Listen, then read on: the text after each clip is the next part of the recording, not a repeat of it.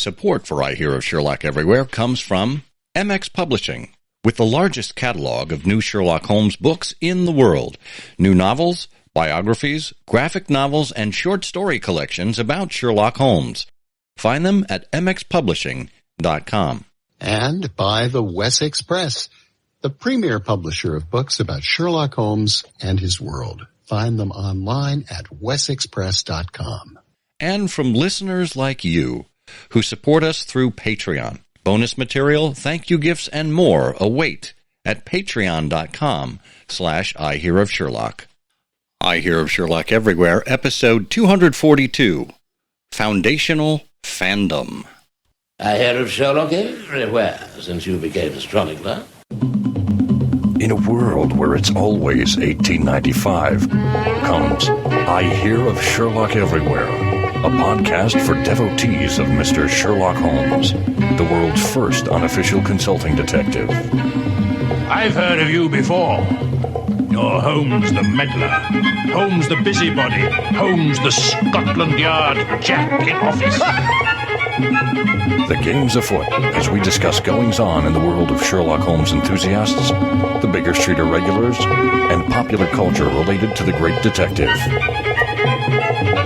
As we go to press, sensational developments have been reported. So join your hosts, Scott Monty and Burt Wolder, as they talk about what's new in the world of Sherlock Holmes. You couldn't have come at a better time!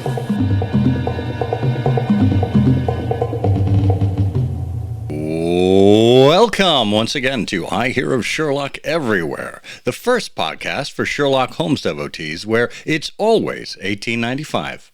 I'm Scott Monty. I'm Burt Wolder. And Burt, are you well-founded? I think I'm well-founded. I know usually when I get up in the morning, I know where to find myself. Sometimes I do look under the bed for a while. And, oddly enough, last week, I think it was last Wednesday or Tuesday, I looked under the bed and I was there. Oh, good. Which was odd, I thought. Well, it could have been worse. I mean, you could have been other places and not have found yourself, which is always dangerous. Well, that's true. That's true. Well, from the foundational to the fundational, we would love to be well-funded, and that involves listeners like you. If you would like the show notes for this episode, they are available at ihos.co/ihos242, where you can find things like the link to our Patreon account, where we are at patreon.com/ihearofsherlock. For all of our Patreon supporters, we put you into a process that if you do pledge enough, you are eligible to get stickers and mugs and other things like that as thank you gifts for being part of the community here. And for every single one of our Patreon supporters, you get early notification of the latest episode, and you even get the opportunity to listen to bonus material from us right here on I Hear of Sherlock Everywhere. So check that out. Check out the show notes. And of course, you can leave us comments and connect with us on social media through that very same note. And that is where you can expect to find other Sherlockians who share your interest as well. Now, before we get to our guest here, Allison Broesder, we do want to talk a little bit about just fandom in general. And there's something I think we've each noticed, Bert, and that is, yes, there are a number of people who have known each other for a number of years as part of the Sherlockian fandom. And there are people who, congregate in various places, both physically and online. And, well, let's face it, there are cliques that develop, little pockets of friends who are familiar with each other. But here's the thing. I think the other thing we've noticed is that Sherlockians in general are a very welcoming group. Would you agree with that? Oh, yes, I would.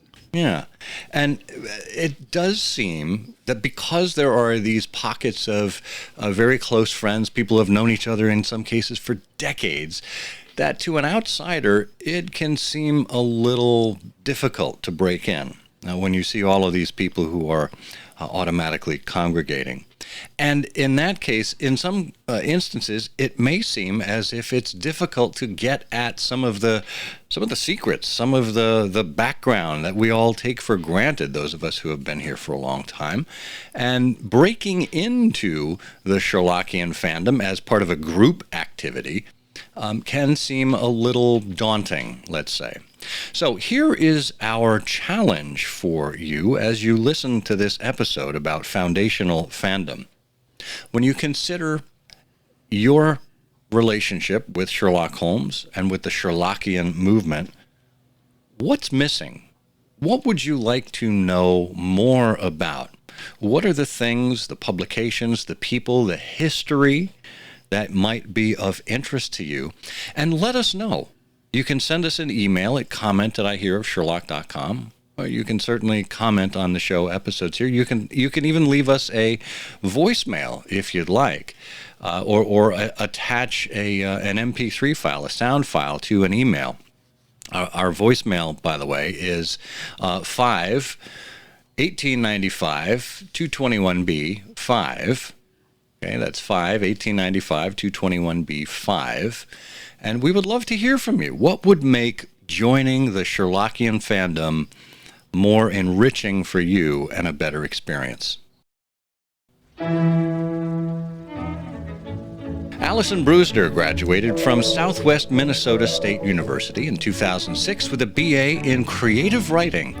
She worked retail for far longer than is sane, transitioned to healthcare at a group home, and strives to become a librarian. Allison currently attends University of Wisconsin-Milwaukee for a master's in library and information science. Her graduate target is for fall 2022. Allison's working on a book exploring everything about fan fiction, ranging from its history, copyright concern, why people write and read it, and how it has as much merit as any published book. The working title is We Are Story: The Defense and Celebration of Fan Fiction and Fan Culture. She's also writing 2 other books titled Foundational Fandoms and On This Day in Fandom History. You can find Allison on Twitter and Tumblr as @FarawayEyes4 and on Archives of Our Own. Allison Broesder, welcome to I Hear of Sherlock Everywhere. Thank you for having me. So tell us, and we'll get into a little bit about how we've discovered you, but before we do that, tell us how you first discovered Sherlock Holmes. Well, I think I remember reading at least one of the short stories at some point, like in high school. Didn't really sit down to read the full set until recently for my current projects, but Sherlock's kind of been everywhere at some point.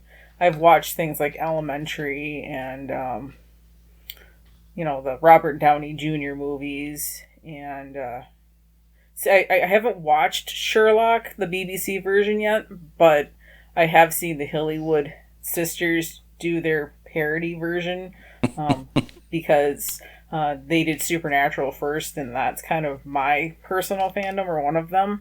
And so whenever they would put a new parody out, and that was in between 2 of their Supernatural ones, I was like, okay, I'll watch it even though I haven't watched the source material. So that's kind of how I've come to Sherlock Holmes here and there. Well, that's fascinating. So it's relatively recent. When you finished, how long did it take you to read all 60 stories? Well, I've only read the first volume because that was what was available at the library, and it took me pretty much all of this last semester because I'm in grad school and I work 2 jobs. So slow going. Yeah, but you see, you're committed when you're doing the Sherlock Holmes stories while you're in grad school, while you're working. You're a true fan. Well, it's not so much being a true fan as much as it is trying to fit it into what I'm doing for what I'm writing about. Yeah. So when you say you read like the first batch, so have you read through the adventures and the memoirs, or? I believe it ended with, the memoirs, because it was like a Penguin or Barnes & Noble Classics thing that we had at our library, which I also work at. Well, that's handy. Yeah. Hey, any chance you can get them to get volume 2? I'd have to go through interlibrary loan, but yeah. So you were at the DePaul conference, and we had interviewed Paul Booth from that conference not too long ago, and then Joanna Draper Carlson as well, who was also a speaker at the conference. Tell us how you got connected there. Back in 2015, I found out that DePaul University was doing a celebration of Supernatural. It was like the 10-year anniversary of the show at the time, and I was still working retail and hadn't been into school for almost a decade at that point, and was like, okay, well, I'll write an abstract based on whatever the topic was. I wrote on family in the show, and Dr. Booth accepted me, and he's kind of invited me to a couple others. I did Star Trek and superheroes when it was virtual during the pandemic, and then this first in-person one again was Sherlock. Got it. So it just struck me, you said you were out of school for a while. Now you're back in grad school. What are you studying? What are you working on your degree for? Well, I got a BA in creative writing in 2006 at a little school here in my hometown in Southwest Minnesota. Most people don't even know it's here, Southwest Minnesota State. And then I'm going to University of Milwaukee currently for library science to become a librarian. Oh, fantastic. Music to our ears here. Yes. Yeah. So you were on a panel at the DePaul conference, and describe to us your area of expertise and what you were there to speak about. Well, it's more or less a book proposal, and this particular book proposal was different than last year's. I proposed the superhero one was a different book on various topics on fandom, and this one is where I ended up splitting the book into two, where it's about foundational fandoms. That was originally supposed to be spotlights within that other book, but I was like, this is going to become its own book. It's too much to kind of wedge into between different chapters of the other book. So I made it into its own, and then when he proposed Sherlock for the topic at the end of the superhero conference the previous year, I was like, well, what more foundational can you get than Sherlock Holmes when you look at modern fandom? That's kind of, in a lot of ways, where it starts. I think Star Trek would definitely be the other major starter fandom for what we consider modern fandom. But I figured, well, I'll put a spotlight together. It's very rough, but that's kind of the proposal that I put together to present on the panel that I got put on. So where does modern fandom start?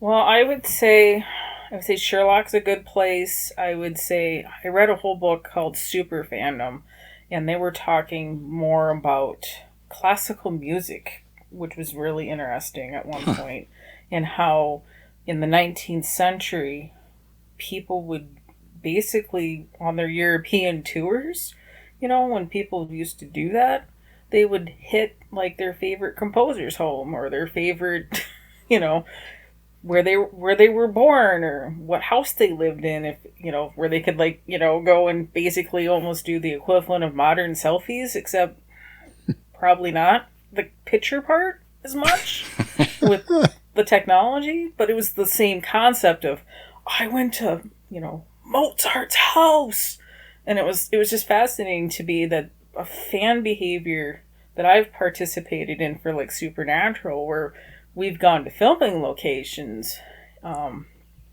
where they filmed in Vancouver for the duration of the show, that people were doing that with composers. And I was like, yep, fandom doesn't change. But it's interesting that I could say, for me, if you give me a text, I don't care what it is, sit me alone with it long enough, I can prove that it's fan fiction. It'll take me time, on some of them, but I can prove it. Dante is self-insert. Hello? He's basically the main character going through both Greek mythology and Christian biblical mythology. There's an interesting memoir, which is also self-insert, with weird versions of Jesus and Mary, written by Marjorie Kemp in the 1430s. Wow. I found that out from an article that was talking about it, and I managed to snag a copy from the weed pile at the library, and I was like, this is coming home with me. And I read it, and it would definitely fit on the archive of our own. Interesting. I'm like, okay. So this has been a long tradition. The genesis of the idea actually came from watching a great courses on Arthurian legend, and how different writers brought different things at different times in different places throughout the centuries. And I'm like, so Arthur's just one big fanfic collaboration party. Okay, cool.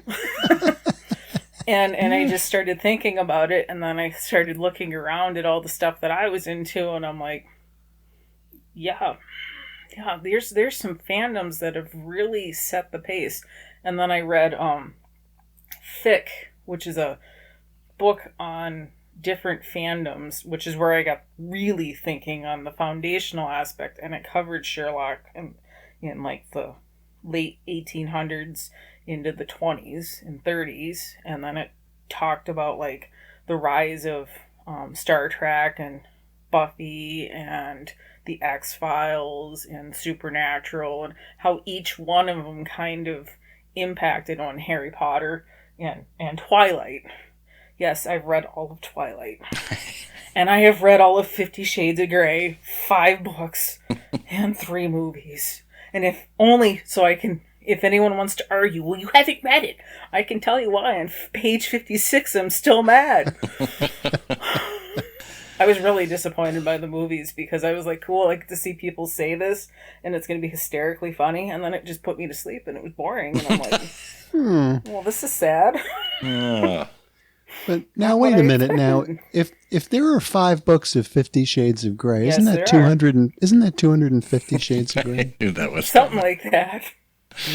Oh, good grief. Because basically she wrote the 3-book trilogy, and back in my retail days, oh man, I checked in probably, God, 100 boxes at least. It just never stopped. And then I ended up throwing them all away at some point. Or returning them. Allison, you mentioned a term, a couple of minutes ago that I just wanted to explore with you. I think it was self-insert. Yep. And, your reference there, so you really started me thinking here, because I never thought of fan fiction, as going back to these like 19th century tours and people visiting Mozart's house and Beethoven's house and all of this. But I think you're absolutely right. But tell me a little bit about self-insert. I mean, what I gathered there is that it's the author sort of inserting themselves into the experience that they find very compelling. Is that what that's all about? Yeah, I would definitely say so. Both the medieval examples of Dante and Marjorie Kemp definitely fit that bill. I mean, the entire Divine Comedy, you're following Dante Alighieri, who is also the author, as he goes through the Inferno, the Purgatorio, and the Paradiso.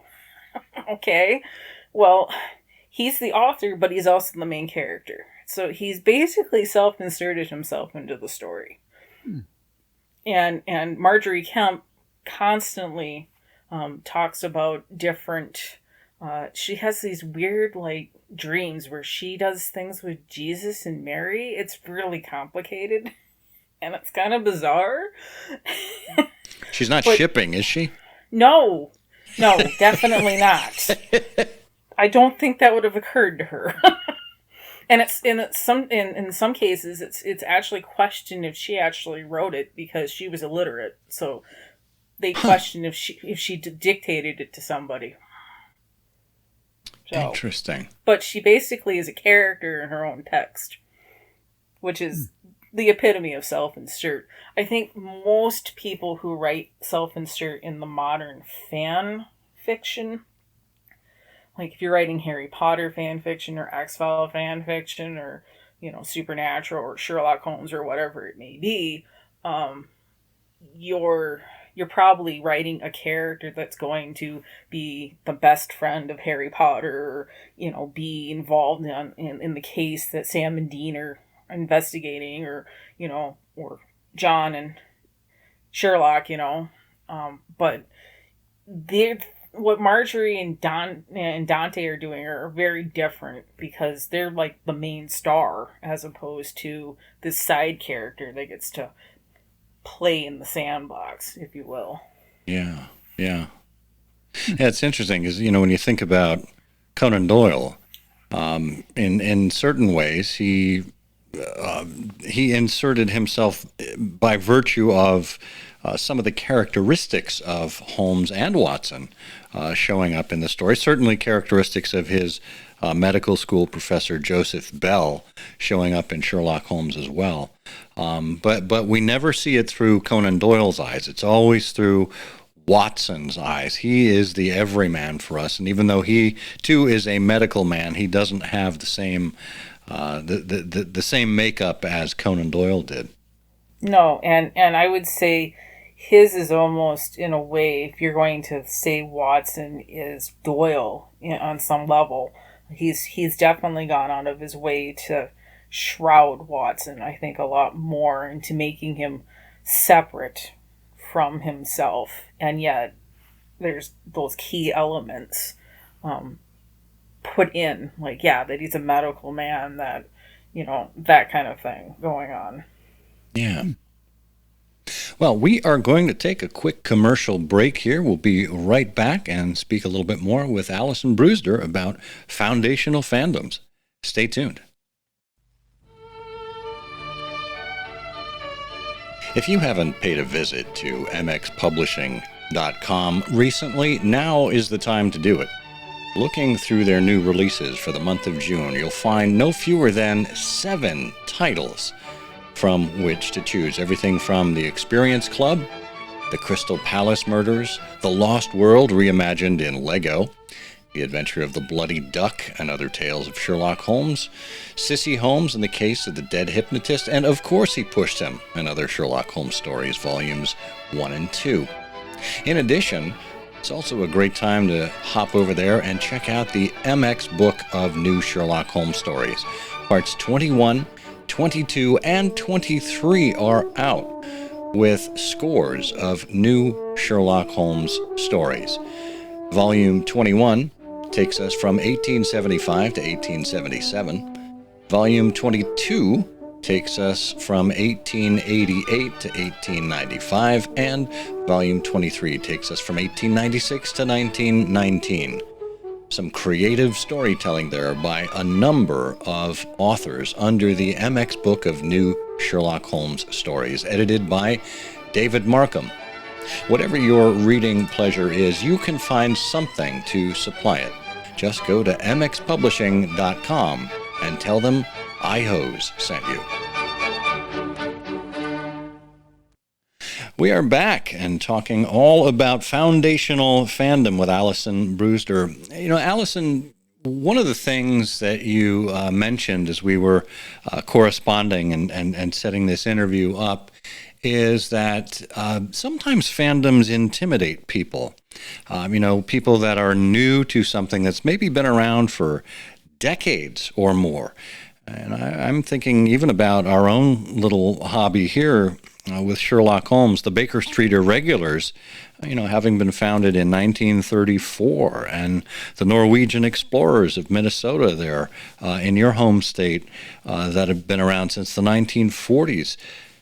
talk with us a little bit about how, people who are new to the fandom, new to the hobby, can you find their way into these very sometimes traditional organizations, or organizations that have traditions.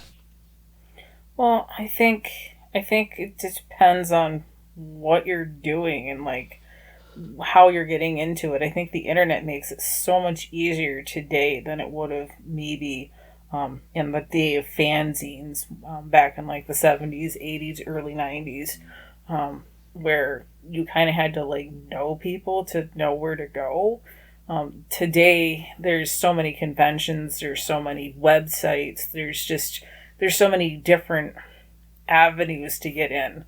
And it depends on what you're looking at. Like, do you want to read fan fiction? Do you want to, do analysis? Do you want to go to conventions? It's just, where are you looking to join? And when I started with Supernatural, I was kind of a lurker on a website that I wrote for a number of years before life got really busy, Winchester Family Business. And basically I read a lot of what people were writing at the site when I wanted to get into the fandom, because I had gotten into it late.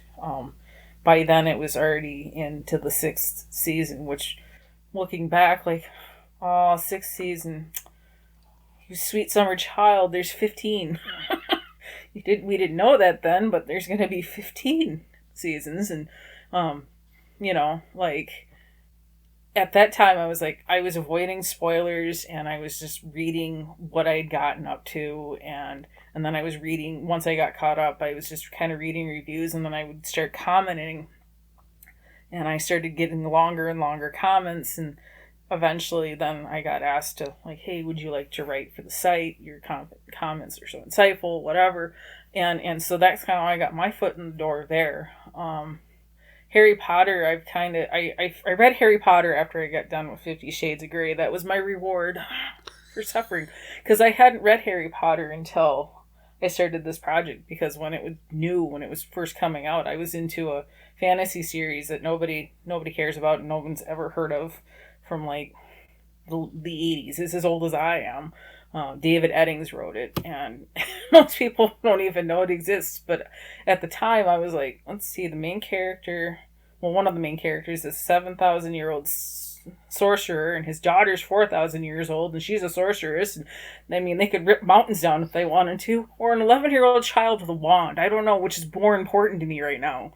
So I just didn't read Harry Potter. But getting into the fandom now, it's through Tumblr, it's through the Harry Potter lexicon, it's through various, websites that I've kind of dipped my toes into, Archive of Our Own mostly.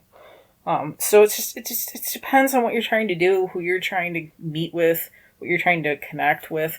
I would say for Sherlock Holmes, definitely looking at, different websites. I don't know much about like how the Baker Street Irregulars even recruit or accept members at this point. It's something on my list to look into. But I would imagine if people really want to get involved, it's better for the fandom to have fresh blood. Yeah. Yeah, we like to drink it at the Baker Street Irregulars. Keeps us young. Well, no, you're certainly right about making it easy for new people to come in. And it's one of the nice things is that what's endured, at least on the Sherlock side, is the science societies, and Scott mentioned, one of the ones that's in your neck of the woods, but there are, I think at last count, more than, well, I shouldn't count because the numbers always change, but there are certainly hundreds of local science societies, certainly over 100 in the United States, and then many more around the world. And so there are always, people to find locally, and some folks getting together, and there's, just a lot of local activity. Yeah, and I think, as Allison mentioned, back in the days in the 70s, 80s, 90s, perhaps when you and I came up in this group, Bert, you had to know someone, or you had to be fortunate enough to buy or see a copy of Baring Gould's annotated Sherlock Holmes with a listing of all these societies. Or I remember P.J. Doyle's Baker Street Dozen. There was a listing at the back, and I remember seeing that at my small hometown library in Connecticut and being thrilled to know that there was a group right there in Connecticut where I was. And that was the key that for me unlocked it and helped me meet other people who then introduced me to other things and other people that I wouldn't have known about. Almost like a human-powered internet at the time. And Allison, what I'm hearing you say is that the internet itself just provides so much more for people, so many different options, and the world is your oyster depending on how you want to engage. But it does need a little bit of organization, doesn't it? I would say so. I mean, I think it's so niche in a lot of ways. If you're looking at, the various fandom connections, like, there's a lot of charity efforts in a lot of fandoms, I've noticed, for another angle to get your foot in the door, perhaps. Like, for Supernatural, there's random acts of kindness that one of the actors, Misha Collins, started. For Harry Potter, it was the Harry Potter Alliance, now it's Fandom Forward. They changed their name for various reasons related to certain controversies with certain people. But I haven't really dug in as much on Sherlock as I would like to. I'm sure there's charity there as well. There's charity efforts, there's fanfic, there's fan art, there's just meta-analysis on various websites. There's so many just ways to attack it, and whatever you're into, it might start with a couple of people that you encounter on Twitter or Tumblr or whatever social media you're using that will be like, okay, hey, I like that too, and then it might build into, suddenly you have a whole network of people before you know it, and you just didn't even realize that was possible until, oh wow, we have I have 50 people following me just for this one fandom, that I know, or more. Yeah. And I think something that we've seen certainly over the last 2.5 years is during the pandemic, a lot of these local groups that would get together physically weren't able to. Obviously there was social distancing involved. A lot of restaurants where they would have normally met were shut down. And so everyone turned to Zoom. And suddenly there's this whole blossoming of opportunities now where you can get together and have a discussion. Maybe every Saturday we've got the theater goers that pick a Sherlock Holmes episode or movie and they talk about it together on Zoom. Or we've seen hybrid meetings where people are starting to get back together and they're also including a video camera there so people can feel like they can participate without having to physically go to a place. So how wonderful it is that technology is giving people the option to decide, what they want to get involved with, where their passions are, and to still find other people to share that with.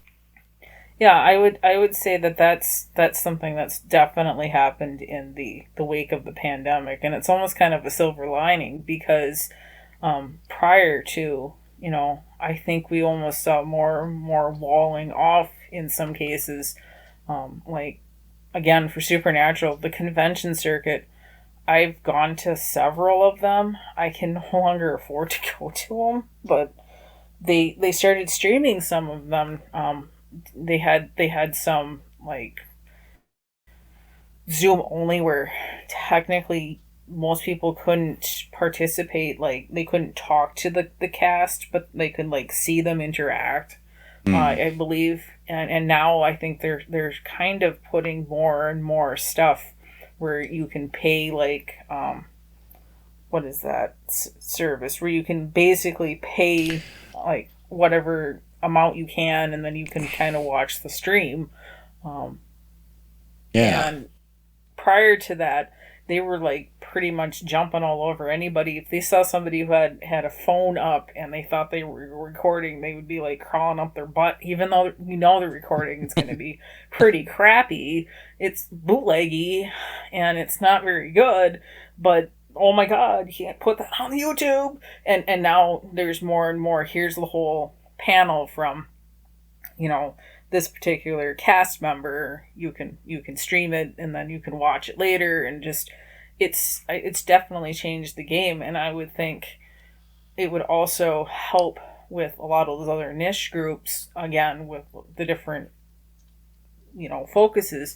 That, hey, we want to work on this charity thing, or hey, we're getting together to talk about fanfic, and you're not limited by geography either, where suddenly now, you can, hey, if anybody wants to join this Zoom, you can all get together, and now you have people who are from, somewhere in the United States and Canada and Germany and, wherever, and suddenly it opens up the world and the perspectives for a whole bunch of different fandoms.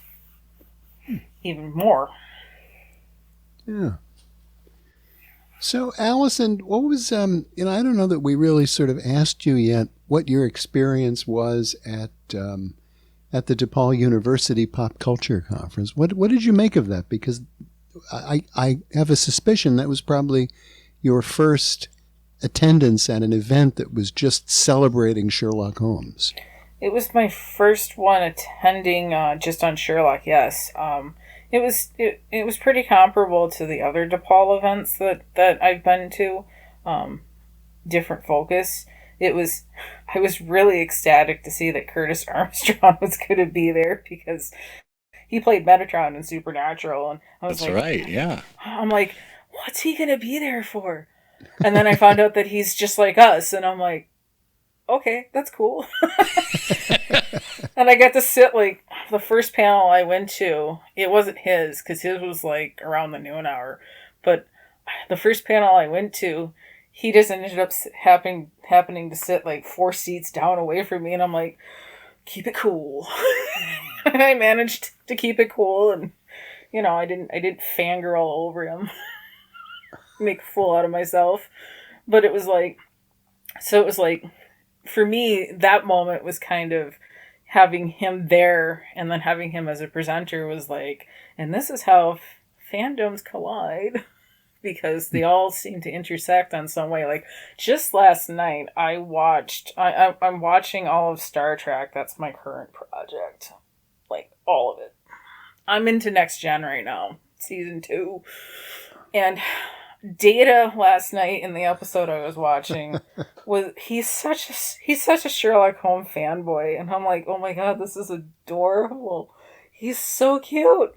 Him and Geordi are like, he's got Geordi as his Watson, and I'm like, wow, okay, so fandoms collide everywhere.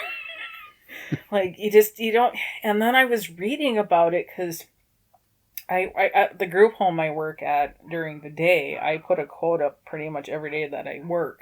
And I thought, well, I pull a quote from that episode, and I found out, I saw an article saying something to the effect that the Doyle estate had a problem with that episode back in 1988. And I'm like, oh, Doyle, don't pick the third death. Don't do it. Because that's what I'm working on my other book. Is I'm writing a chapter on basically authorship and the manners in which death of the author occurs. Number 3 is being kind of, well, not a nice person, or doing something that might make your audience go, nah, I'm not happy with you. I think was so you got upset about the Data episode. Okay, Doyle. The state. Why? Just why? Well, but it doesn't matter. It's a lot of fun either way. It certainly is. So, Allison, tell us a little bit about this project that you mentioned that you're brewing up called On This Day in Fandom History. What's that all about? Well, I've been reading all year long on this day in Tudor history, which is significantly more bloody, by the way. There's a lot of executions. It's Tudor history. It is what it is. And I thought, well, it'd be really interesting to see how the calendar would look with fandom events, with various fandoms, like when that movie was released, or when that author was born or died, or that actor. And I started kind of just a week and a half ago starting to compile some of that. I just put all of Supernatural's episodes, all 327 of them, onto the calendar.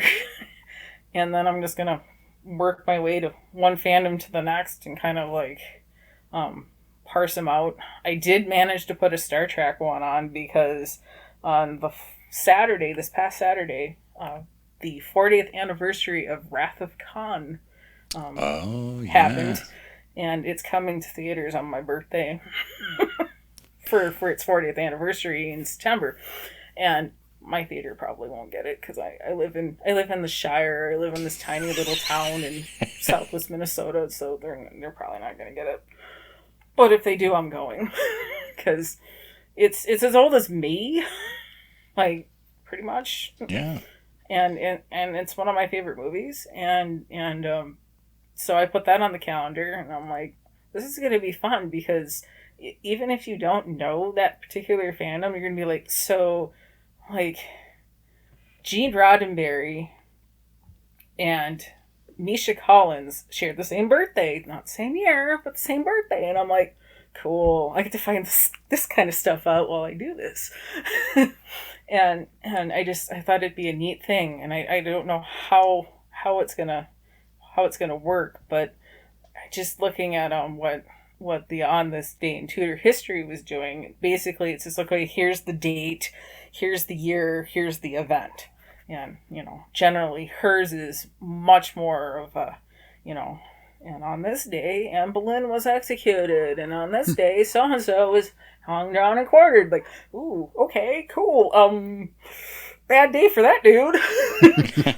But mine's definitely going to be a lot happier. Not so much of that going on.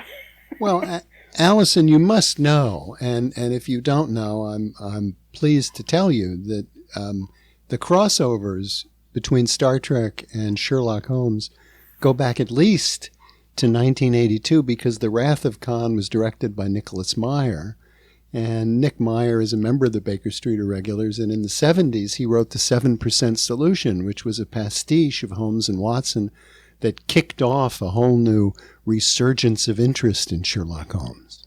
And see, that's why I think that entities like the Conan Doyle estate just need to move out of the way. You want to make the money. Don't stomp on fans. They make the money for you. That's called free advertising. Don't knock it. Yeah, you should have been around when Conan Doyle's sons Dennis and Adrian were around. They needed a talking to. Because it's one of the things that's just blowing my mind. Because I just did take a course for my master's on copyright. Of course, most of it was concerning what to do in an archive and a library situation.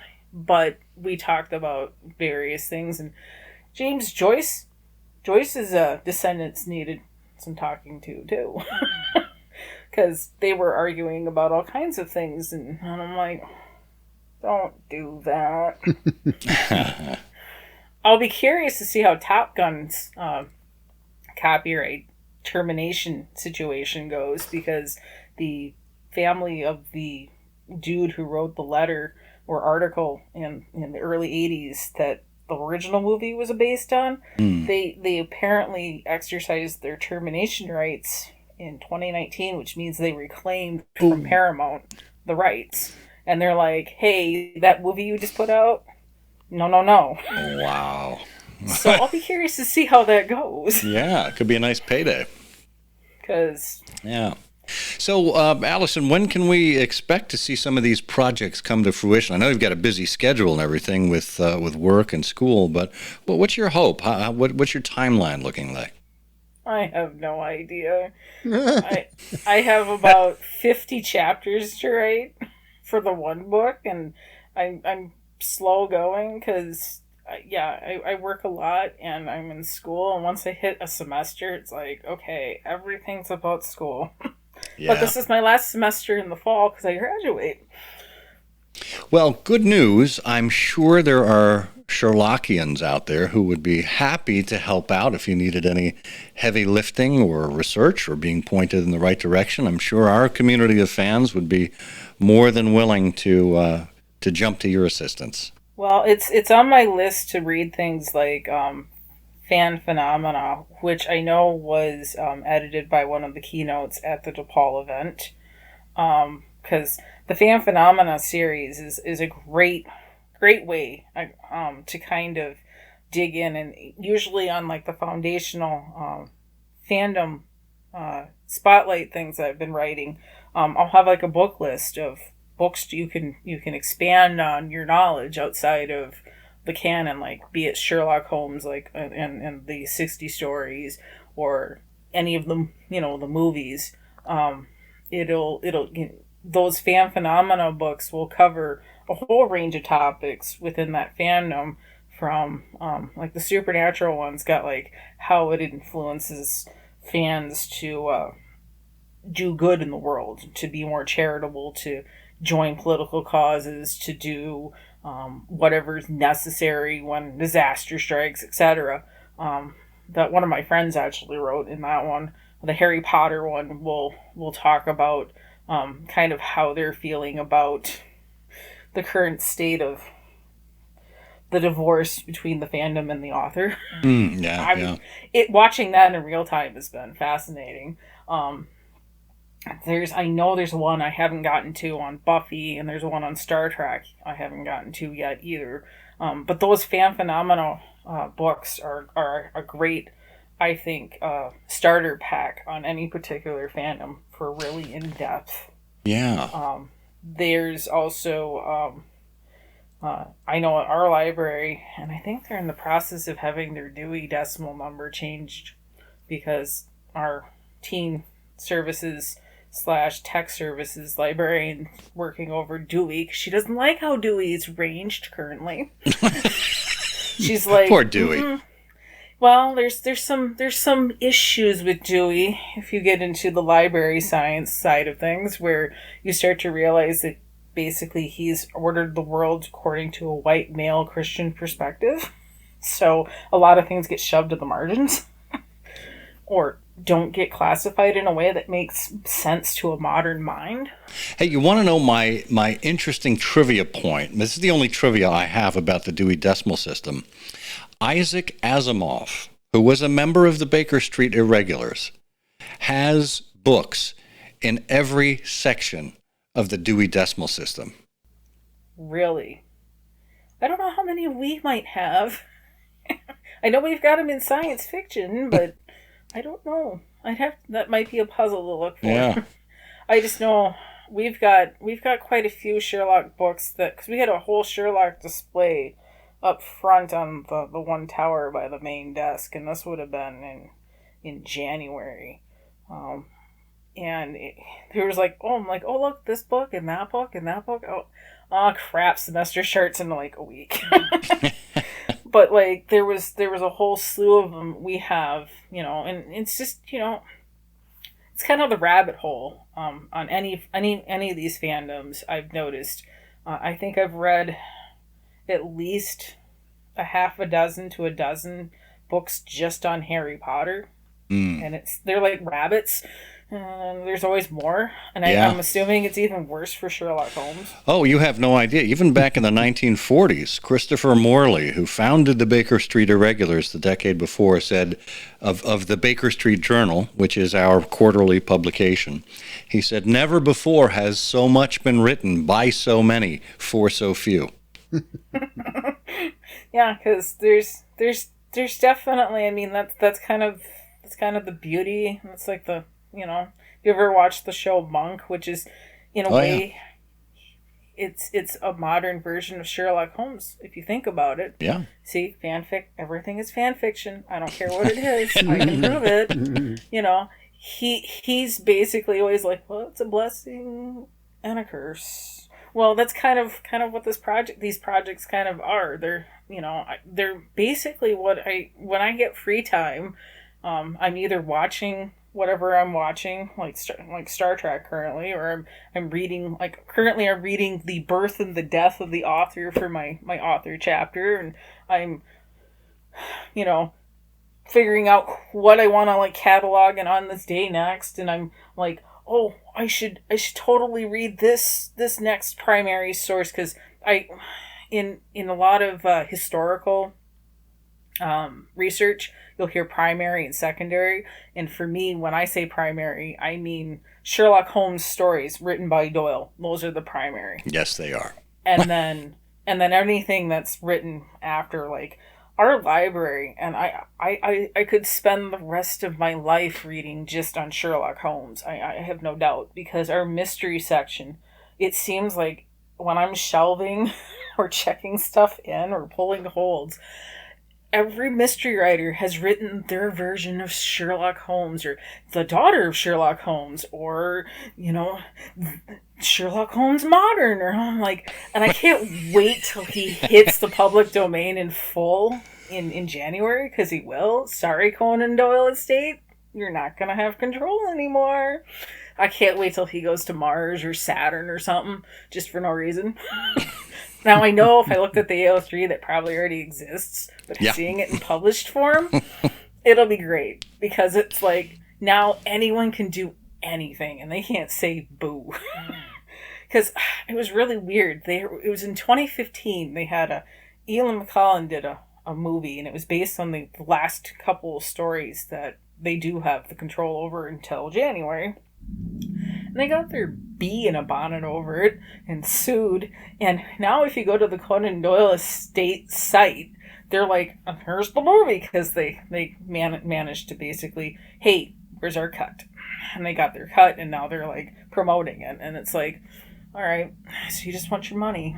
Well, too bad. Yeah, oh, they got their money, that's for sure. We actually have a whole series where we covered what we call the Free Sherlock movement. We'll have a link to that in the show notes there, which included an interview with Mitch Cullen, the author of Mr. Holmes there. So, or actually the author of the book that Mr. Holmes was based on. I'm forgetting the name of it right now. A Slight Trick of the Mind, I think is what it was. Yes. So, so there is a lot out there, and Allison, we applaud your efforts in foundational fandom and everything that you're doing to further not only the fandom in the world of Sherlock Holmes, but across all kinds of fandom. So thank you very much for sharing your journey with us. Well, thank you. Basically, whenever I can finally get them to the point where they're going to be published, my biggest goals are, first of all, I want them to be published, but I do not want them to be published as textbooks over my dead body. You're not going to charge $95 for them, okay? It's not happening. And I want them to be both for media studies, which is basically the realm that these would be more or less targeted towards as an academic level, with, kind of the programs Dr. Booth would be running, at DePaul and so forth. I know he does a whole lot of Doctor Who watches, and I'm like, I could have done Doctor Who, of course. I totally missed out. But, like, I want to do that, but I also want it to be something that, the average non-media studies person could pick up and be like, cool, or, somebody who's into a fandom, and I'm like, oh, I've never really looked at Star Wars. And I know that's kind of crazy, but there's people out there who they've never really gotten into it, or it's just never been on their radar, or they, whatever. And suddenly they're like, oh, it's so intimidating, because it is. There's so many movies, and I've seen them all. There's so many different things going on with that fandom. Well, if you had it just distilled into this little section, maybe you could, even if it doesn't become your thing, at least you can go, I do know something about that. Yeah. Yeah. Well, that'll be a great service for mankind. We look forward to it. Well, thank you.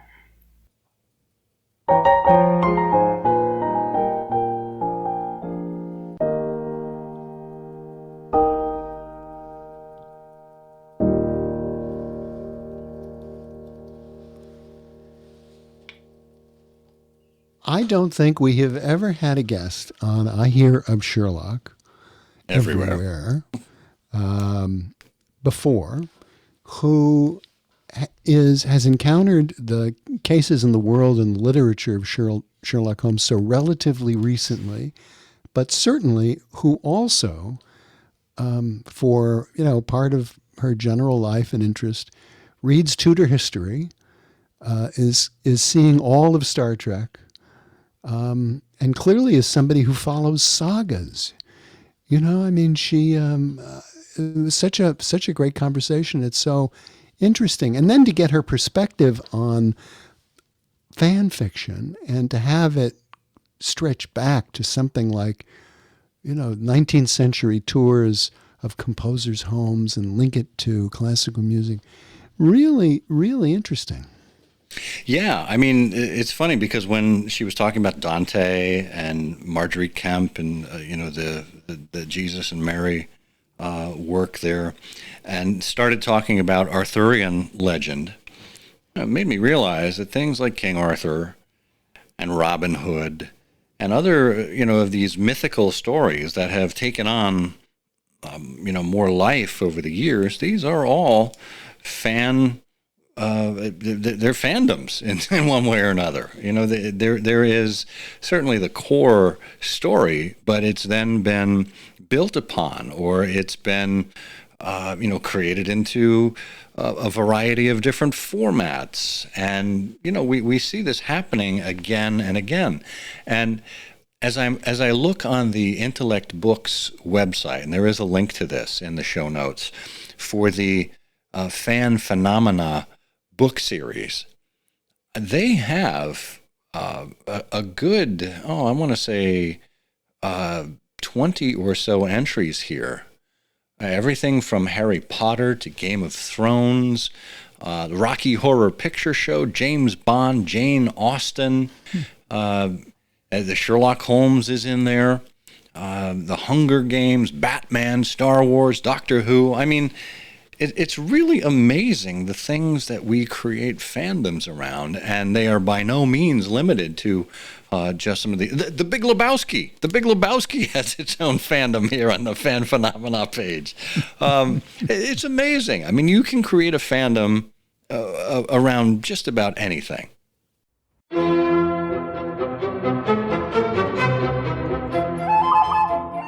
Here in the ancient Anglo-Saxon kingdom of Wessex, we are still getting over the untimely death of Eloise, beloved of Abelard, in 1163. We've raised our spirits by playing Kiss in the Ring and Thread My Needle. But you don't need cheering up, because you have your copy of A Curious Collection of Dates Through the Year with Sherlock Holmes by Leah Gwynn and Jamie Mahoney. It highlights every day with significant events from the Sherlockian universe. Available right now from our wessexpress.com.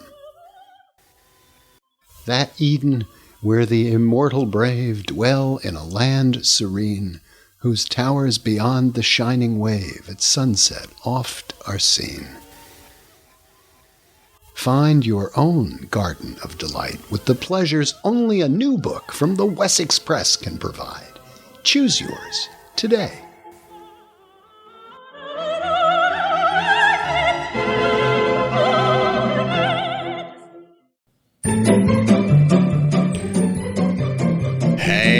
Hey, you know what that sound is? Why, yes, it is, in fact, time for Canonical Couplets.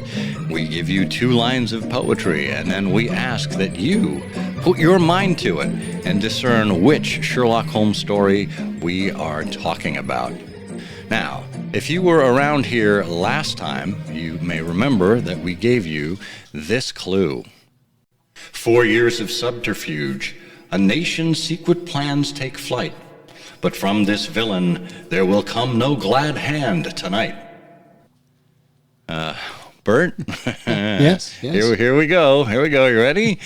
Do you know which Sherlock Holmes story we're talking about? It's so simple. Yes, that's the story about a stolen gem that a villain hid in an almond pastry. That's the case Watson called the marzipan scone.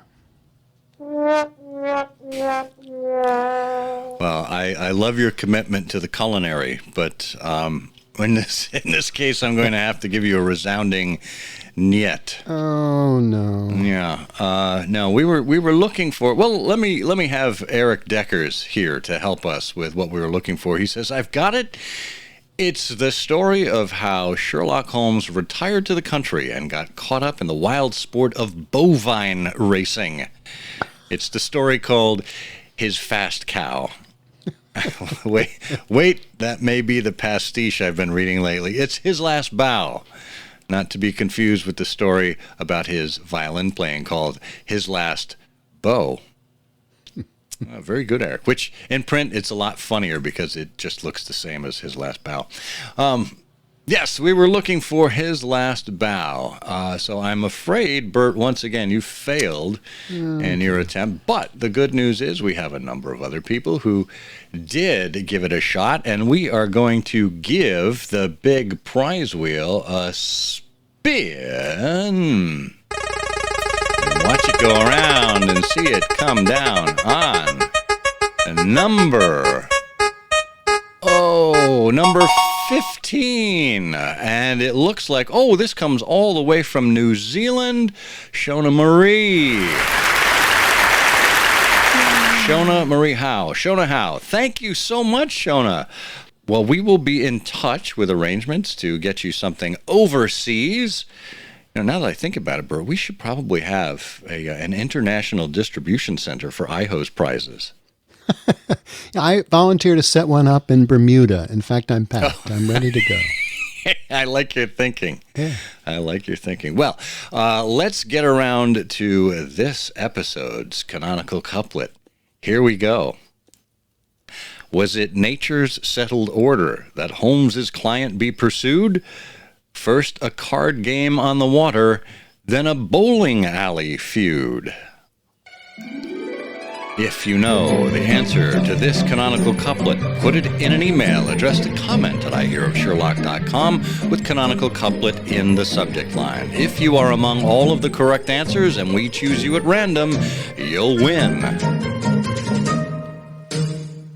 And this time around, we have a wonderful packet of prizes. We actually just got a shipment in from our pal Tony Kotroki, who sent in a number of back issues of Sherlock Holmes the Detective magazine. Oh, grand. So not something that's easy to come by anymore, except here and there on eBay. So get your answers in. We had a smattering of contributions or of guesses last episode, so let's try and increase those numbers that time, and we will be sure that it's worth your while because there are quite a few back issues here of Sherlock Holmes the Detective magazine. So if it's too much for you, you can share it with your friends.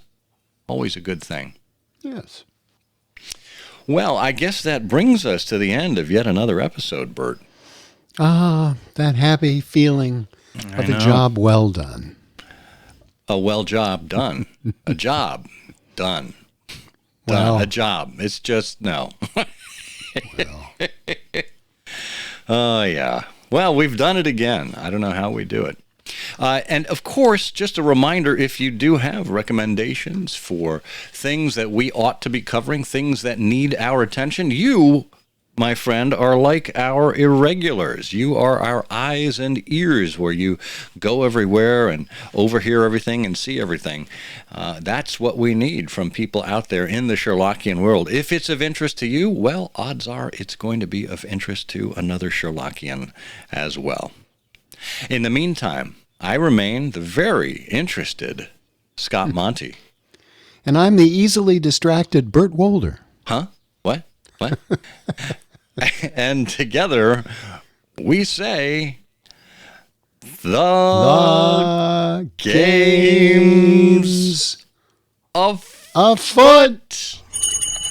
The game's afoot. I'm afraid that in the pleasure of this conversation, I am neglecting business of importance, which awaits me elsewhere. Thank you for listening. Please be sure to join us again for the next episode of I Hear of Sherlock Everywhere, the first podcast dedicated to Sherlock Holmes. Goodbye, and good luck, and believe me to be, my dear fellow, very sincerely yours, Sherlock Holmes.